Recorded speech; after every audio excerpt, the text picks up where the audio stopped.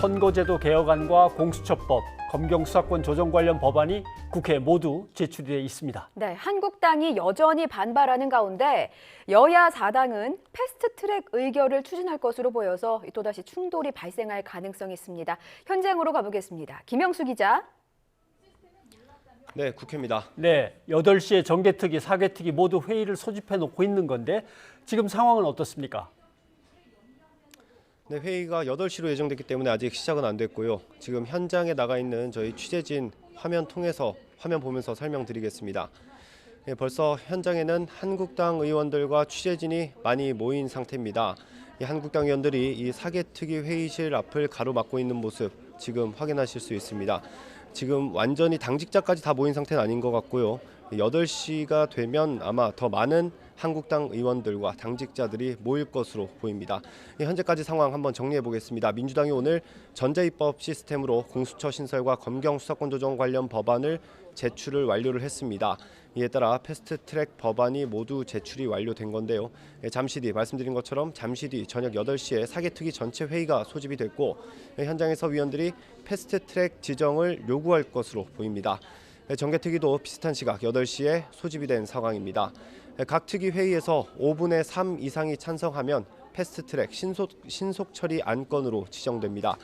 사개특위를 먼저 살펴보면 패스트트랙 지정 추진하는 법안은 공수처법과 검경 수사권 조정 법안입니다. 소속 위원을 보면 민주당 8명에 민주평화당 박지원 의원 1명으로 바른미래당 2명 이렇게 구성이 되어 있고 5분의 3을 채우려면 이 11명이 모두 찬성해야 합니다. 앞서 오신환 권은희 의원을 대신해서 들어온 최이배, 임재훈 의원이 매우 중요한 상황입니다. 이에 대해서 자유한국당 나경원 원내대표는 국회법에 없는 방식으로 법안을 접수했다면서 꼼수라고 비판하고 있습니다. 또 헌정사상 치욕의 날이라면서 의안 접수도 가짜, 사보임도 불법이라면서 사개특위를 막겠다고 강조했습니다.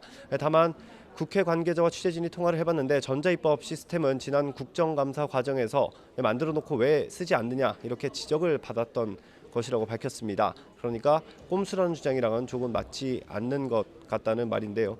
지금 화면으로 계속 보여드리고 있습니다. 현장 상황인데요. 사개특위 회의장 앞에서 지금 한국당 의원들이 자리를 지키고 있으면서 민주당 의원들이 올 것을 대비해서 의자로 입구를 가로막고 있는 상황입니다. 사개특위에서 다뤄질 법안 공수처 그리고 검경 수사권 조정 법안입니다. 공수처 법안 간단히 살펴보면 여야 4당이 합의한 법안의 핵심은 일단 논란이 됐던 기소권은 주지 않는 걸로 했고 다만 검사와 판사, 경무관급 이상의 경찰이 수사 대상일 경우에만 공수처가 기소할 수 있도록 그러니까 부분적으로만 기소권을 부여하는 방안으로 합의를 했습니다.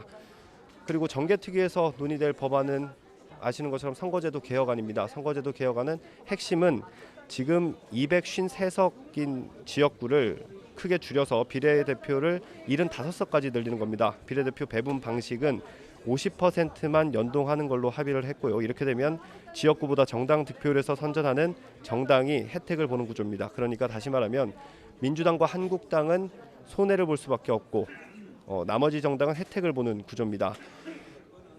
조금 더 상황을 지켜봐야 할 것 같은데요. 8시가 되면 아마 한국당 당직자들과 의원들이 사개특위 회의실 그리고 정개특위 회의실로 몰려들 것으로 보입니다. 상황 다시 추가로 들어오면 전해드리도록 하겠습니다. 지금까지 국회에서 YTN 김영수입니다.